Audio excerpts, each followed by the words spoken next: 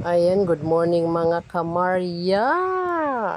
Andito tayo ngayon sa mansyon. Time checks 11 a.m. in the morning. September 10, 2024. Ayan, tinitibag ni Jumar ang pader para tanggalin yung mga bubog na square. Yan ang ating kaganapan dito sa mansyon. Ayan, mga bising-busy.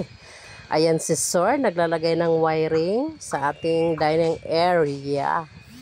Ayan, malapit na talaga yan mga kamarya. At syempre ang ating Kamaryo. Ayan si Kamaryo. Ayan, busy ang ating Kamaryo sa ating mansyon. Ayan sila, naglalagay sila ng palitada doon sa likod mga kamarya. Yung tatlong mga boys at syempre ang dalawang kuya andyan sa kwarto naglalagay ng skin coat sa kwarto. Ang kasunod dyan mga kamarya, pintura na. Diba, napakabilis lang kapag maraming gumagawa, mabilis talaga matapos mga kamarya.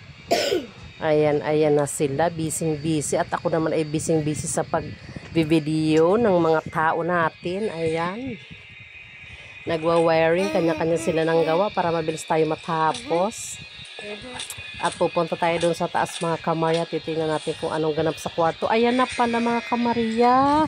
Tinatanggal na pala ni kuya ang mga vinyl. Ayan, vinyl kasi dyan mga kamarya nakalagay. Yung mga sinauna pa yata. Ayan, mahirap din pala tanggalin. Dikit na dikit. Tsaka syempre ang ating kwarto na CR.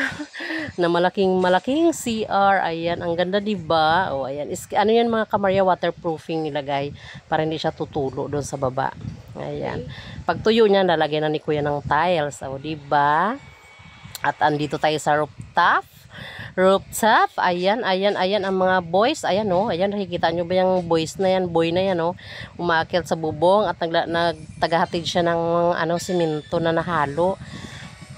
Para dun sa likod, ipapalita din ng mga kuya. Ayan, oh. Nakikita nyo ba yan si kuya? Doon sa baba, ayan, oh.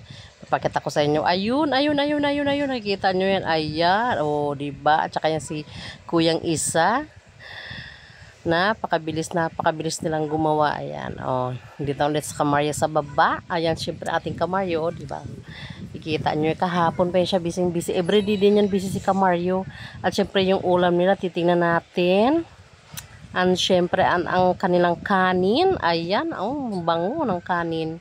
At syempre ang kanilang ulam, ginataang tilapia. Aba, masarap. Mapapakain talaga ng madami.